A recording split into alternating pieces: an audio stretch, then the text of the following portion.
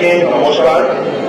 নবী দিবসে আপনাদের সকলকে অনেক অনেক শুভেচ্ছা। আপনারা সকলে ভালো থাকুন, সকলকে ভালো রাখুন।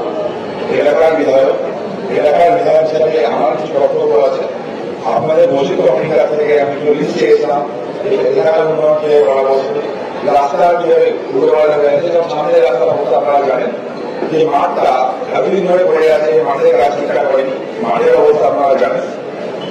সেই মাঠের জন্য ব্যবস্থা করা হয়েছে, বিধাননগর মুনিসিপাল কর্পোরেশনকে বলা হয়েছে। রাস্তাঘাটের জন্য অলরেডি টেন্ডার পাস হয়েছে, তাদের সুবিধা হয়। আমাদের এলাকার যে স্কুলগুলো আছে, দেখুন সব থেকে বড় কথা, আমরা সকলে ধর্ম পালন করি। আমি হিন্দু ধর্ম পালন করি, আপনারা মুসলিম ধর্ম পালন করেন। যেটা ধর্ম নিয়ে ঠিক আছে, কিন্তু লাইফে এগোতে গেলে যেটা দরকার শিক্ষা, যারা কাজের সুযোগ, শিক্ষা এবং কাজের সুযোগের জন্য যেটা দরকার সেটা সরকারের পক্ষ থেকে করা হচ্ছে। অনেক যুবক ভাই বোনেরা এখানে আছেন, তাদেরকে বদলি আমার বলার কর্তব্য। আর আজকে রাজনৈতিক মন্ত্রণালয় আমরা রাজনৈতিক কথা বলবো না, সরকারের বলবো সবার জন্য।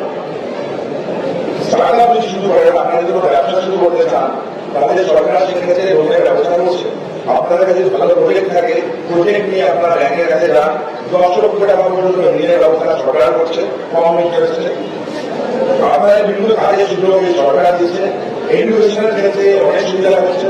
আপনাদের এলাকায় যে স্কুলগুলো আছে, আছে এখানে আমাকে বলেছিল স্কুলগুলোর কথা, এডুকেশন ডিপার্টমেন্টের স্কুলগুলোর কথা বলা হয়েছে। এখন শিক্ষার প্রয়োজন অপরিসীম। পুরো পৃথিবীতে যেখানে এগিয়ে আছে তার অন্যতম কারণ হচ্ছে শিক্ষা। আপনি মিডিয়াসকে ফলো করেন, মিডিয়াসও দেখেন সেখানে মানুষ হচ্ছে শিক্ষার জন্য।